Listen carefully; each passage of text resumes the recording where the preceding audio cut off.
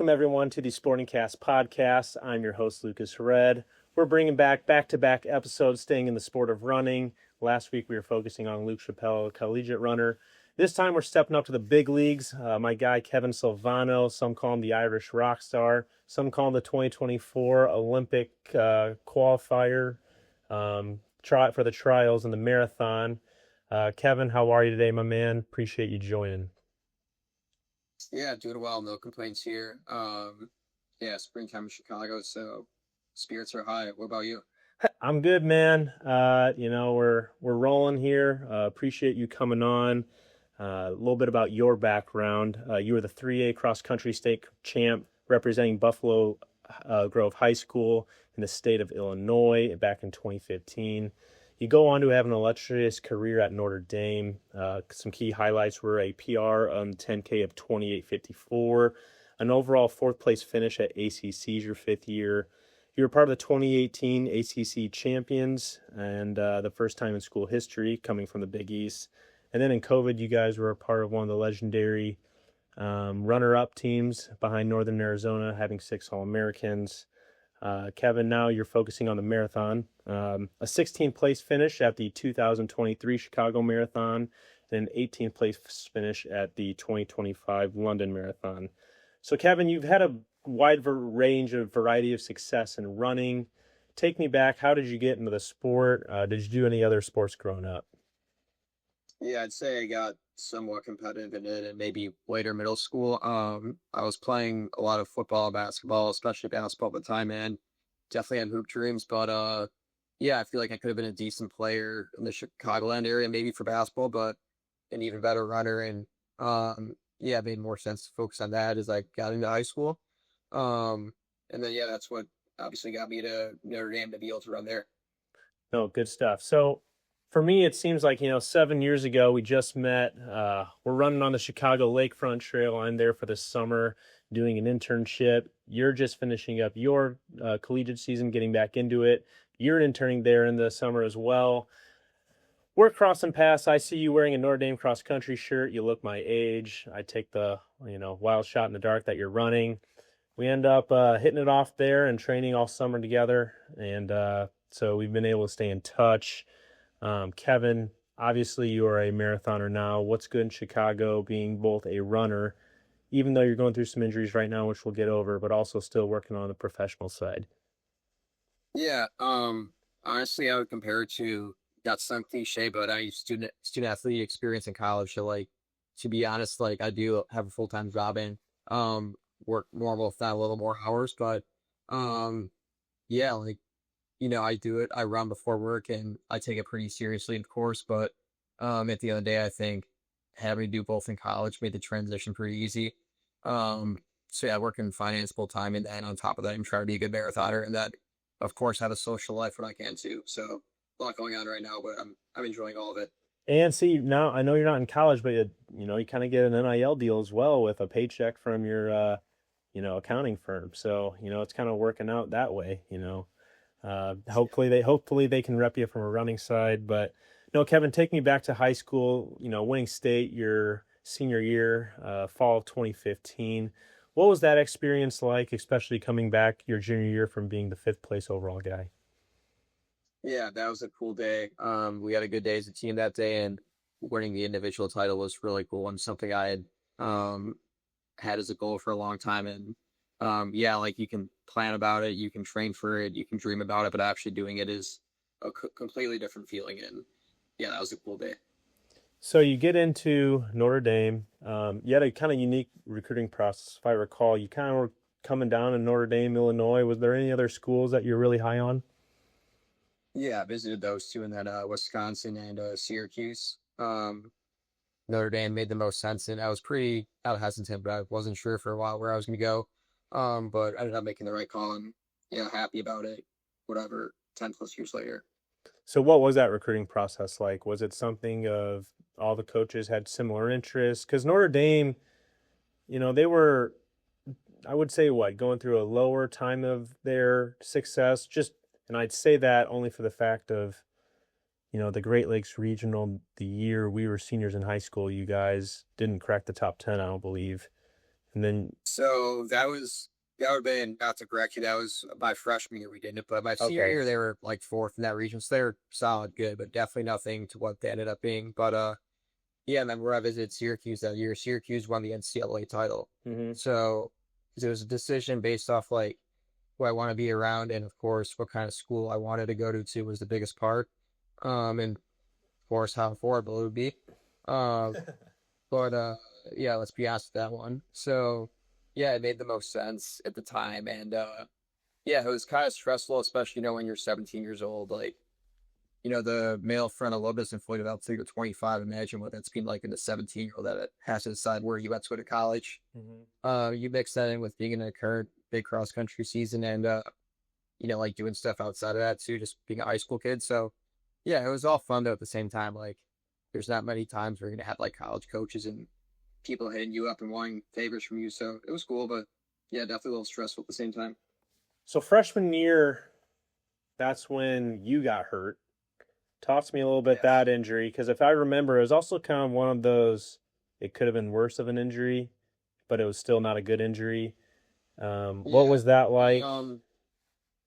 I'd say it actually did get worse to that injury. So I did get a surgery on my hamstring. Hmm. So pretty similar to what I have right now, which is a partial tear. But I had a two grade two tears, and then doesn't always require surgery, but we tried a couple of things that weren't working. So got a surgery in end of freshman year, May of 2017, and yeah, had to start building to be a really good runner after that, or at least trying to. And yeah, it was all better after that. Talk to me a little bit about the journey of what you guys did as a program, especially coming in. You being one of the senior captains by the time you were done there. You were in the top seven pretty much all 4 or 5 years you were there. But the team just gradually got better. You guys had yourself, Yard Goose, going blank, Dylan, Jacobs. Uh, what was it like kind of running with some guys like that? What was it like going from a team who didn't crack top 10 your freshman year in the Great Lakes Regional, then being the runner up in the country? Yeah, no, I feel like I got really lucky being there when I was and being around who I was. We had just a lot of really good guys, and um, so even the guys older than me, like yeah, they were like good runners, but at the same time they were good people too. I think that got very overlooked because of course the guys, especially Class Chukwulomi, were frankly like insane levels of talent, right? So they get talked about a lot, rightfully so, of course. But I think the other guys, they were like contributors in other ways, like people rightfully so, not rightfully so, but aren't always gonna remember that, right? But when I always talk to people about this sort of thing, I'm like, yeah, there were other people there too. They were like really impactful on people like me. Um, so yeah, I feel like I had a good experience in terms of the runners I was around, but also the people too. Who were some of those people that really helped impact you? We're jumping straight into the supporting cast, probably the earliest time we've asked that question, but Yeah, so yeah, guys that were 2 years older than me, so I was at both their weddings in 2021 and 2024. So Brent Kennedy, Kevin Goya. Um yeah, so they're both 31 now, 2 or 3 years older than me. And yeah, they were just great people. They were captains my sophomore year, and um the guys before them were great captains also. So that was always something that I looked up to, like I remember like thinking when I was younger, I was like, man, these guys are legit captains. Like they were good runners, of course. Um, but again, they were just like guys you looked up to too. hmm. So you guys get 2018 ACC champs, and something that you've said to me in the past is that was almost more gratifying than the national runner-up in the COVID season. Yeah. Why do you say that? Just from the stakes, right? So Conference is awesome, but usually people think yeah, of the national meet. yeah, no, definitely. So again, it's ACCs are essentially boys, right? So one of them is bigger than the other. But um, so to put it in perspective, so I was at a different wedding a couple months ago, and I was talking with my college coaches, and he was saying that for a lot of people, including the coaches, that 2018 ACC championship was that valuable. Of course, getting second NCAA's was incredible. Um, but there was something unique about that team in 2018 that, I mean, now that I'm like removed from college running, obviously, right, and still friends with a lot of these guys, it's like that team was so unique, and just the vibe we have. It's just anybody that's been on the team like that in any sport knows what I'm talking about. Like it was unique and it was real. And yeah, we were at such an inflection point that year. We ended up being a top 10, top 15 team, but we were just decent before that, and our coach was really invested in us. And um, yeah, we beat Syracuse that day. It was really cool. So what was it like going from that, and then obviously carrying that momentum 2 years later into the national runner-up meet? Was it some? It was a weird year because if I recall, not that it would have maybe impacted who the top two teams were, but some teams really kind of focus on track. If like Oregon had Hocker that year and Cooper Tier, but I don't remember if they were Yeah, they necessarily went all that deep. in. Yeah, so I mean, anybody that's outside of running probably won't care about these details, but anybody that does care about running, I'll mention it anyway. Yeah. Yeah, so we beat Oregon. I think like the previous two seasons, at least the one before that in 2019. So we were gonna be better than them again. But yeah, they had Cole and Cooper, but we were deeper than they were. And yeah, I remember like Arkansas. People were talking about them, but they weren't that deep. So I'd say those two schools were the two players that, probably could have been there. Um, but I think even on that day, we were probably deeper than them anyway. hmm And so a little bit of a personal side. So when you guys that day again, very historic day, you were the only one not to be All American on your team that day when you guys unfortunately got second. What was that like? Because you're happy you guys got second as a team, but I remember talking to you, and just because we were texting, you were bummed a little bit from your individual performance, but you're not going to obviously let that affect that day. Yeah. What was looking back at that 5 years later? How do you kind of think about that day, and then what's your advice maybe for kids growing up and whatever sport that they play? Even though I'm not doing well in the biggest game, it's still important to focus on winning more than anything. Yeah, no, I mean, it's not what you'd expect. So, like, yeah, it's literally like 5 years ago, March of 2026 to March 2021. And yeah, it was just like, again, such unique vibes after that race. And we got second, and seeing everybody's reactions was amazing. And I remember being so excited that day. And it all came together that day. And yeah, I was in my fifth year on that team, and seeing all the guys that were frankly younger than me like run so well was just really cool to see. Um, and yeah, they were like everybody was so happy, and yeah, a couple of the guys like of course knew I didn't run well, but like were nice enough to say like, "Hey man, like it was really cool that you've been a part of this." And um, sure, there were probably other guys that could have filled my slot that day and run better than me, but yeah, it was just like a really cool moment for Notre Dame that day. No, it was cool. I remember watching on TV, downtown Indianapolis geeking out, and yeah, it was a cool experience for me. But before we talk into more about your post collegiate running career, which I think is kind of the bulk I want to focus on, just two guys that come to mind, like I already mentioned, Dylan Jacobs and Yard Nagoose, two of your teammates. I'd say, what they've been doing as well post college has been pretty impressive. What's it like being able to run with guys like that in college and just kind of keeping up with them outside of, running now? Yeah, I mean they're both first off great runners, and they can fight. I think some of the best advice I've ever got in running was the guys in front are actually in the most pain, um, which frankly I think is true.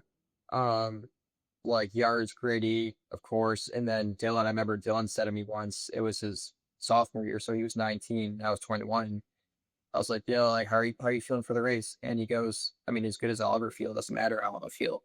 And I still think about that sometimes. Because guys like that are, of course, physical talents, like no question. Like you can just tell they're good runners, but Mm-hmm. also they just have this like belief that you can't teach either. And um, again, there's levels to this, just like any other sport. There's levels physically, there's levels mentally, and they both matter. And I think guys like that just they had something about them that was very unique, and that you can't force. Is there anything looking back on your collegiate career that maybe you wish you would have known sooner? Like you said, like some of your favorite quotes is like what you just said there. Is there anything that you take back, lessons, or not necessarily reminiscing or think about, but one thing you could have done differently? Oh, definitely. And I mean, people remind me that a lot of it's kind of funny. At this point, it's never negative, but um, people always say like robot Salvano never does well, which is accurate. Sorry. Yeah, I mean, I would train pretty well, but sometimes I'd get in my own head a little bit. Just being over analytical. And um, I think what it came down to was like, yeah, everybody cares, but you have to like almost like not care to care a lot, Mm-hmm. you know, Nope, I just know what you having like a mean. mental blockade of like doing that. And I've experienced that right now the last 2 or 3 years of like post collegiate running is like, I frankly run my best, so I just like black out my mind and I just literally don't care. Um, so like that was probably the common theme for sure. And I had, some of my friends, teammates, coaches talking about that in like a polite way, but yeah, of course when you're that young, you just like it's easy to overthink stuff, especially at that level. And yeah, I had a really good college experience and I had some really good races, but I think my bad races, that was probably the common theme. So it's funny that you say that, like the robot side, and I think a lot of runners struggle with this. But when you say like you were diving deep in the analytical side, is this just from your specific training? Watch, was it the watch? A little bit of everything. No, yeah, so that's a good question. So it wasn't like I was like checking splits all the time or anything like that, getting it out to zeros, which maybe I did, but that it was just more so like um being it's hard to put into words, but just like I wouldn't consider myself a head case or anything like that, but it was just like truthfully, I think it all came down to like a lack of confidence. So I remember, and this is something that can't be forced again, but um yeah, basically the conversations that were held to me were like just be confident, of course, and you can't fake that, right? Um, I think a lot of that was due to like coming back from like a surgery and like bombing out and then coming back up. Um, but yeah, at the end of the day, like um I think there's a switch to that sort of confidence, and frankly, it some people say it doesn't flip on or off. I felt it flip on or off. It's a real thing, and when it's on, you definitely know when it's on. So I definitely in two of my last races in college when I was 50 or 23 years old, I felt it was on, and it was a pretty cool feeling. What like you said, you probably say your most impressive race was either when you went 28:54, your 10K PR, or when you got fourth at the ACC meet your fifth year. Is there one of those that you preferred? Like looking back, like man, this was my A game, or were you pretty much in the same mindset that day or those days? Yeah, yeah. I think in terms of, I mean, physical fitness, I was probably a little more fit in the fourth in ACCs, but obviously 20 54 was in really good shape then too. Um, but yeah, I think the fourth at ACCs was when I was really firing on everything because, again, like I think going into that, I had just like run pretty bad in the 6 to 8 weeks before that, or that being at the NCAA meet. But for whatever reason, I kind of something in my brain flipped, and I just kind of had this like irrational confidence to me, that became rational. But I remember sitting in the hotel room that day. I'll never forget. I can picture where I was sitting, and I was just being like, "Wow, I'm ready to run. I think I can beat anybody, frankly." And that was such like a cool, unique, raw feel that you can't fake. And Mhm. yeah, I'll never forget that. And like, of course, never just that. Like, watch somebody rap all, but I think for me, like that was so unique. I'll never forget that. And I think uh, honestly, I feel like there's a lot of athletes that never experience that type of feeling, and there's some that Yeah, I can only feel it a couple times, right? Like I can think of it my I senior year of college, one or high school once, and then one time in college. yeah. So you know what I'm talking about, but it's like it's fleeting. Like it. I mean, I'm sure for the best guys, like I'm sure it's always there. It's probably great, right? But yeah, it's Still you know coming you from a see state that. champion, by the way. But yeah, keep going. But yeah, it's again, it's hard to put in words because it is that intangible, you know. Um, but yeah, I felt it, and it was really cool. So one more thing before we talk about your professional career. You were a state champ in high school. What is your message to future runners that are looking to take the next step going from high school to college that had a lot of success in high school, but you had to restart your clock, right? Like not only you had to restart your clock because you got hurt, but you also were in a new playing field. Were these guys not necessarily humble or motivate one or the other, but what's your message for those guys that had a lot of success to, carry on to the next level? Well, I think first off, it's a different game now. But I think with the game being different, I think there's more noise now from what I have been told. Like, Yeah, we had social media around when we were in high school, but it was like a good balance. It had just gotten big and then yeah, right. But there's got to be so much noise now that these kids have to be aware of. It's like, oh, should I do this? Should I do that? So I think you just have to block out everything that doesn't matter and listen to yourself and your coach. Beyond that, I think from my own perspective, so like, yeah, I'm probably like compared to football, basketball, like a four, maybe 4.5 on a good day recruit, right? I wasn't like a 3-star, I would say, but I also wasn't the best guy in the country by any means, right? So, from my perspective, like you get to see the levels to this, right? If you're, I guess, somebody of a similar whatever talent experience as me, um, so you realize that there are levels to this, and that as you get better, other people are getting better, Mm-hmm. right? So it doesn't get easier; you just get better. Um, I would say that's my advice, and that they'll also are fun though too, right? Climbing and maybe taking a step back and then taking 2 steps forward, right? That's the chase, and the chase is the fun part, I think. But it can be the tough part too when things don't go as planned. So yeah, there's good and bad to it. Which the unplanned probably goes 90% of the time anyway, whether it's racing, training, or life in general, right? Um, Was your professional career to me is very funny because when you and I both graduated at the same time, we kind of joke like we're gonna lift a lot and we're gonna get like really jacked, two 5'11", 6 foot guys that are, really notorious for more being runners. Um, Now I've gotten back into running again, but you got into it what, a year after? You didn't run for at least a year. Talk to me about that year in between, how you got back to it, and what made you get back into it.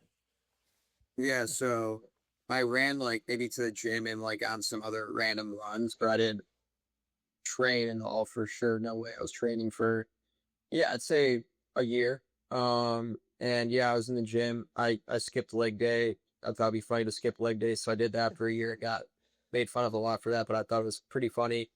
So yeah, I was doing push pull twice a week, so getting some volume in, getting some muscle, and yeah, eventually I found myself plateauing in the gym, and yeah, I was like, what's the best way to reset lifting? I was like, oh, if I like do some cardio for a little bit, I'm sure I'll reset. And then yeah, I ended up just like feeling pretty good around me. I was like, okay, maybe I should just like see how good I can be, or maybe do a race. I don't know, and then go back to lifting.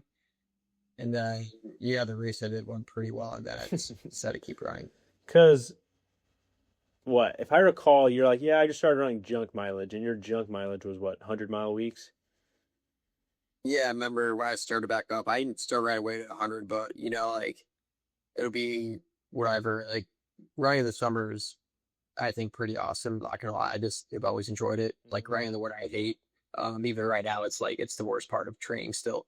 But yeah, I was just like, oh my gosh, this is crazy. I feel so good, and I'm running all these miles, and thought I was far removed from running, but I was like, I just feel super. This is crazy. It was insane, and yeah, I kind of just kept going, and I literally felt good every single day for maybe like a year and a half. It was kind of funny. So So what was your marathon debut? Because did you go, was that 219 was your debut? 216. 216. So yeah, your marathon debut is 216. I would like to think that's uh, a pretty good debut. What was that? Did that kind of meet your expectations? Were you shocked that you went that fast? What was that like? Was that down in Houston? It was in Houston, January of 2023. So I was 24 then, but almost 25. But yeah, I wasn't really sure what I was getting into. I prepared for that race for sure, but like I wasn't sure the kind of shape I was in, and the day of it was like my brother was there too, and he was like, "Oh, it's warmer," and I was like, "Whatever." Like I'm still gonna race it, I guess. And yeah, like I went out with no wash, wasn't really sure I was running. I was asking people we were running, and then I felt so good that day, and I'll probably never feel like that again. And yeah, it's just because things were clicking, and yeah, I came through the half in 68:30, I think, and that really felt horrible or anything. So yeah, it would be nice to feel like that again. So you go 16th at Chicago Marathon, 18th at London. What were those experiences like? Were they different? Obviously, you kind of grew up in Illinois, so you maybe grown, accustomed to being in Chicago. London's different, but two top 20 finishes. What were those like? And did you feel any different on any of those days? Yeah, so Chicago 2023 was a really interesting day. So like, um, yeah, I wanted to go low that day. I had some things in mind of what I wanted to do.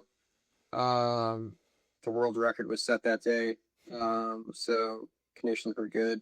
But yeah, like I went out pretty quick in 64:30, I think, and yeah, I did feel pretty bad that day, I'll be honest. It was my best time still right now, so I can't be complaining about that. But it's interesting how that works looking back on it. I remember I woke up at 2 a.m. that morning in the hotel before the race, and I was like, this is hilarious. I remember looking at myself in the mirror and being like, we're the elite field of a world major, like at 25, like we're living like this weird, interesting lifestyle compared to all these guys. Like this is, I started laughing, not gonna lie, and while cracking the warm up, um, yeah, just didn't feel great during the race, but then I just kept grinding and going, and yeah, ended up being a decent day.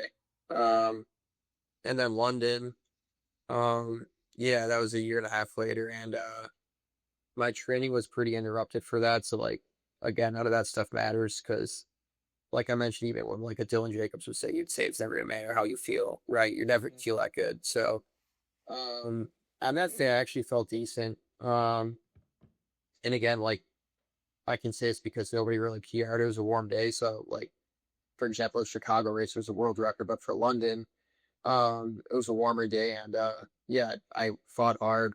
I got dropped from a guy my age from London pretty early, which was pretty tough to see him run away, but I fought hard that day, and yeah, I was pretty happy with it. So I have to ask, you felt bad on the Chicago Marathon. Let's say you hypothetically you felt good. Are you top 10 that day? How much quicker are you in time? Yeah, I mean, I don't know. It's hard to say that. Maybe we'll figure that out in a future world major, but yeah, I mean, I don't know. Like, I'm sure other guys didn't feel that good that day either. Mhm. Um, but yeah, like like I live here, right? So it's like guys were flying across the world from Africa, right, in Japan, You're and waking up and doing a they couple blocks.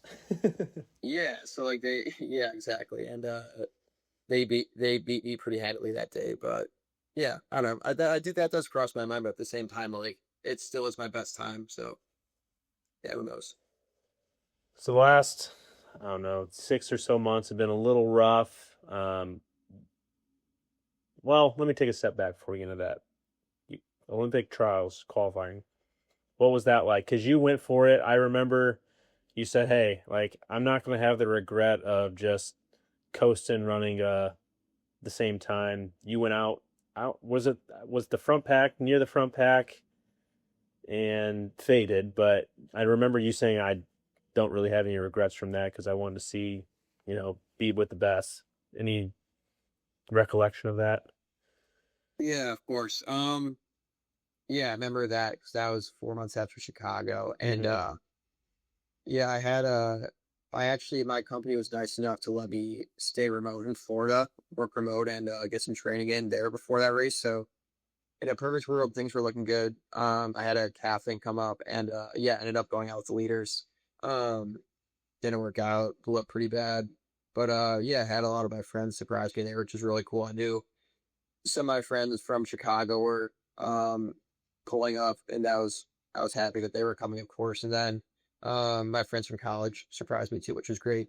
So it was a fun post race for sure. In terms of the actual race, yeah, like not what I wanted, but yeah, like I told you, I wanted to give it a shot. Not even, of course, like I have like the Olympic B standard, so like if I got top three, I would have made the team, but that's a huge if. I wanted to probably get like some of the top 15. I thought would have been a good day.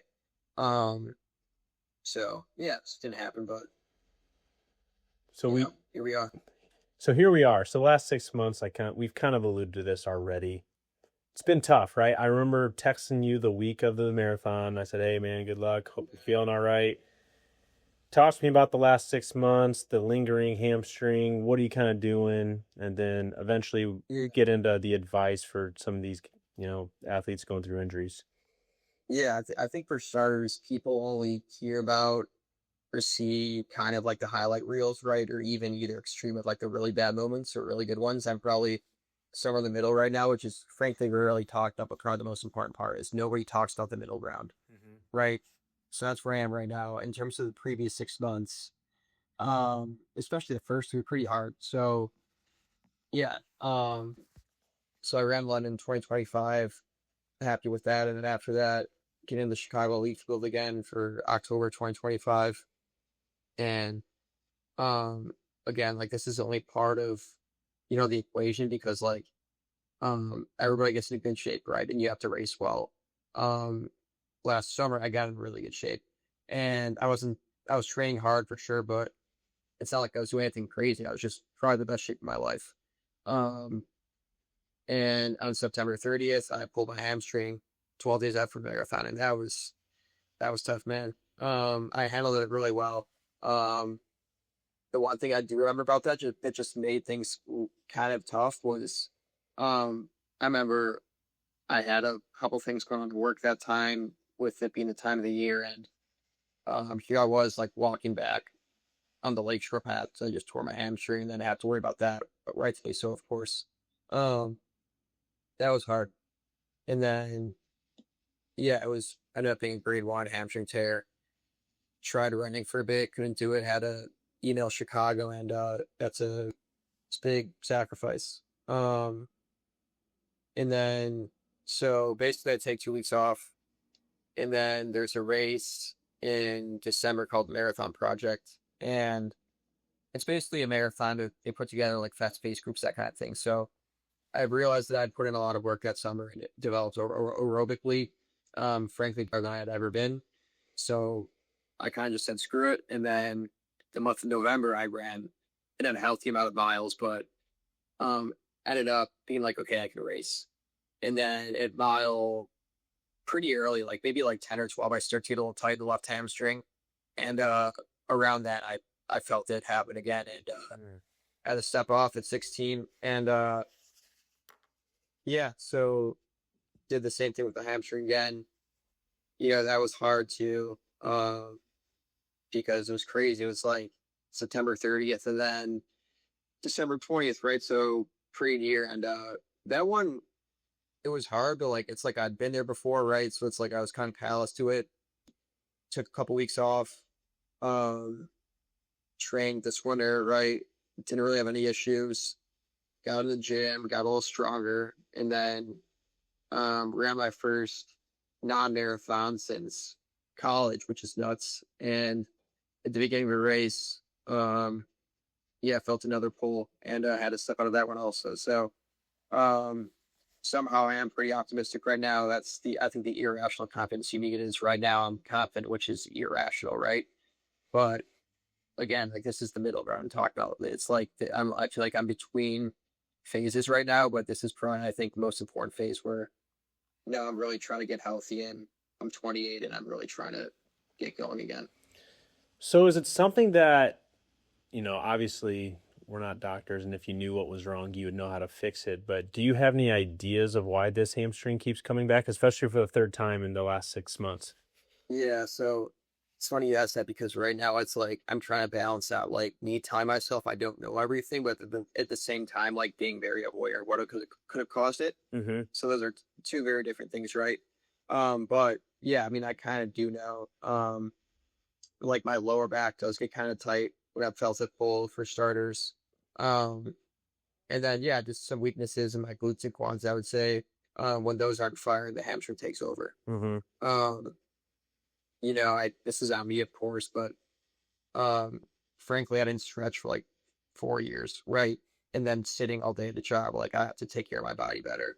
Um, You have not stretched but for again, 4 years or a 4 year stretch? I started this winter. Yeah, I would just get back from a run and I would stretch my hamstring sometimes. So in terms of like actual like mobility, all that stuff, like 2023, I ran so well and I didn't do anything with that I was like, oh, I can get away with anything. You know what I mean? Mm-hmm. So Yeah, I got the second goal I did in the front. It was fun while it lasted, not gonna lie. I've had foot every day for a long time. Um, but yeah, I'd say that's kind of the consensus I have right now. So, what's your advice to some of these athletes going through these, especially lingering injuries? I think that's a good way to really pinpoint on an accurate thing. Yeah. Being So I hurt don't want three to take times any. with the same injury, like, Yeah, well, I mean, this was my surgery and different spot in the hamstring, but this is my surgery in college. I tore my hamstring for the first time in eighth grade track. So like this has been the one injury that's always frankly after me. And so it's good and it's bad because it's good because I know like what it is. It's bad because it keeps coming back. mm-hmm. So it's not a career end or anything, but it is annoying. In terms of the advice, um, I'm gonna give a toxic answer, then I'm gonna give a like a healthier answer. So the toxic answer is um somebody has had it worse but has done better.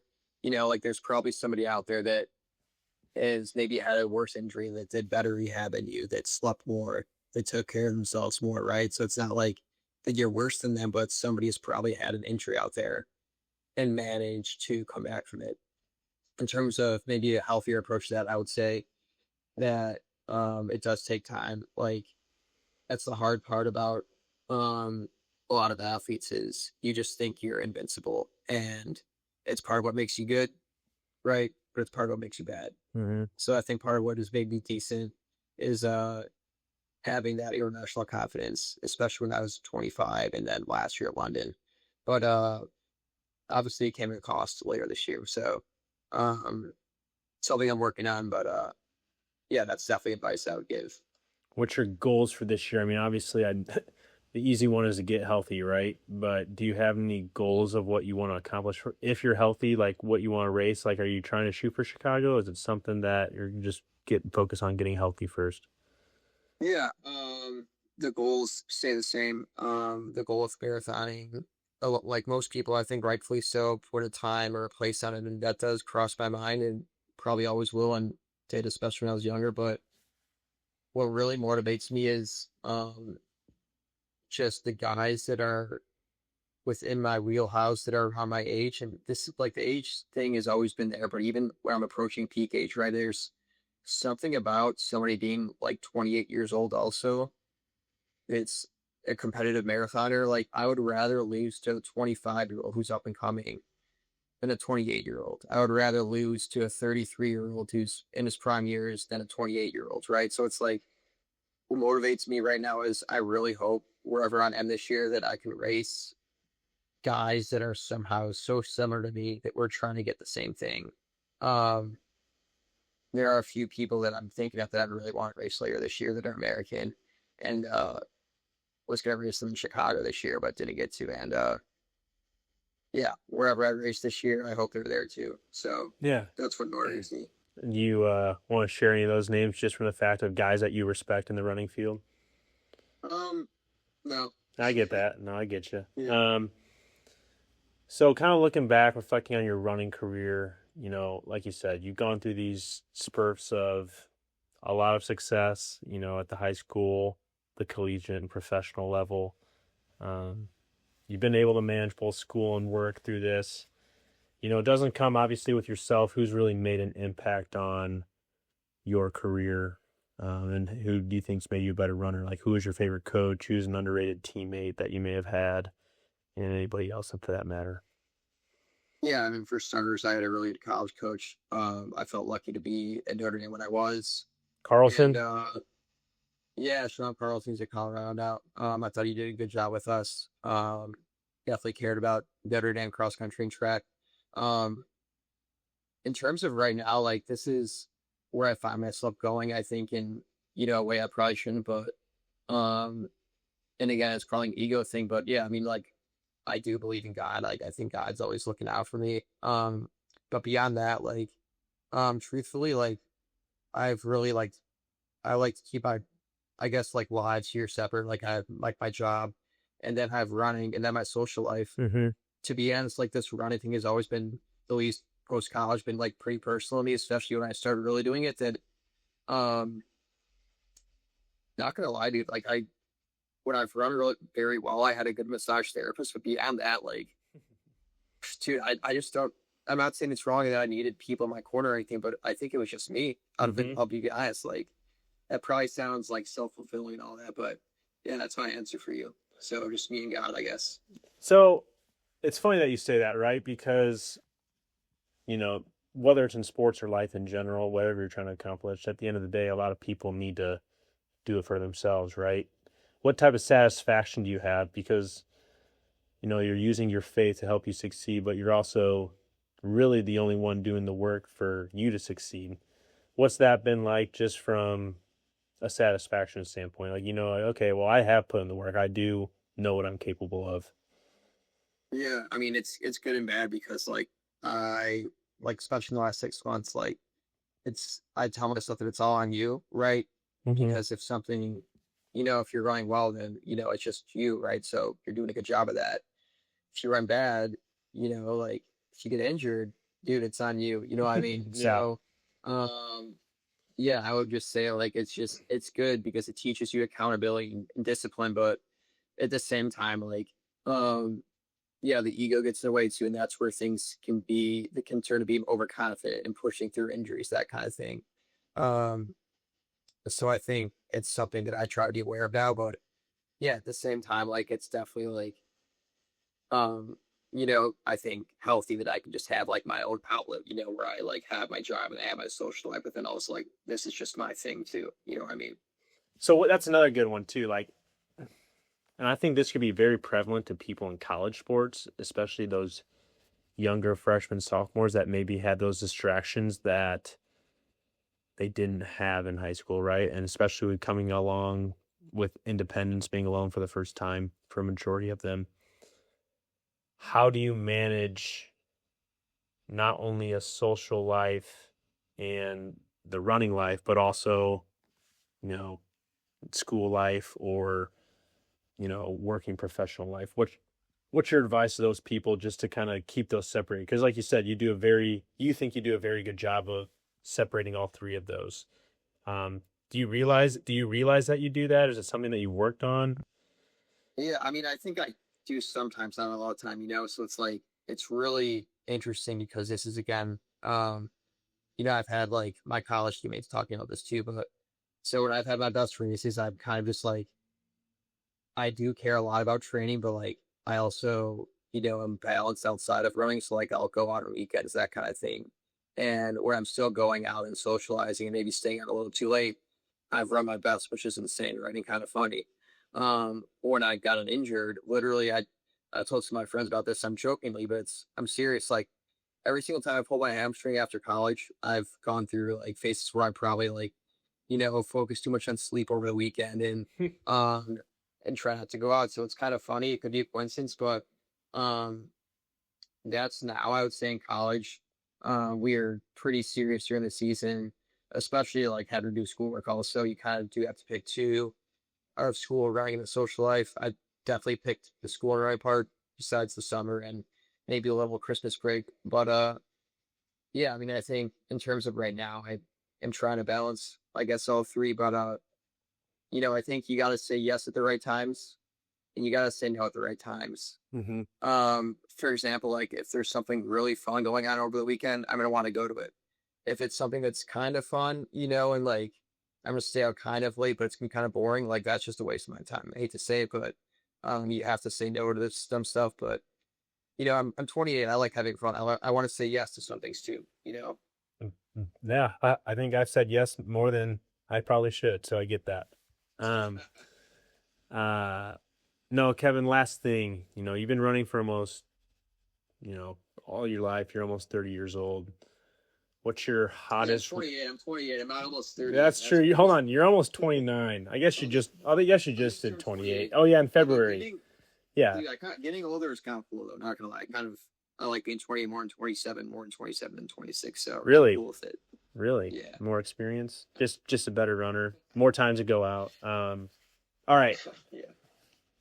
You're 28. You're almost 29.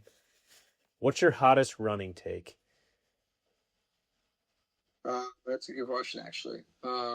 It could be training. It could be like who's the best runner of all time. It could be Yeah. however you want to answer that. My hottest run take is um, that I gotta be careful what I say here, but a lot of people are thinking, especially now, with recent headlines, that um, a lot of certain countries should be banned from competing under World Athletics, just like Russia was banned in the 2010s. Really? Okay. Yeah.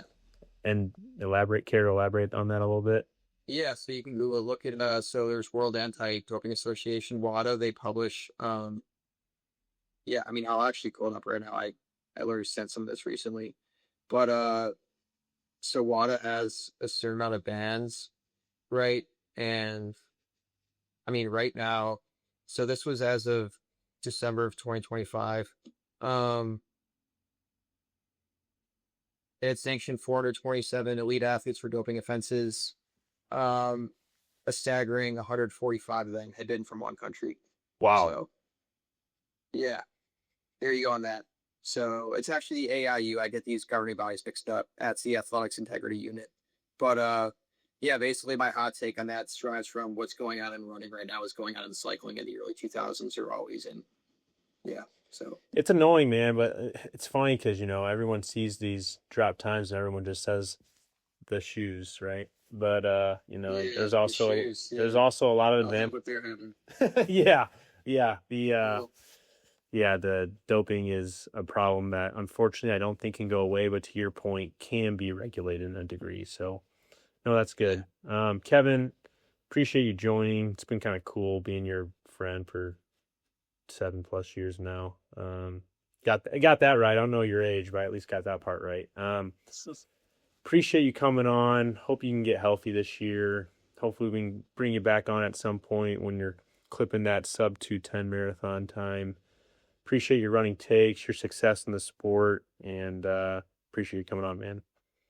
yeah. Thanks, man. Yeah, glad we're still friends after all these years, and you're doing a good job with your podcast. So keep it up.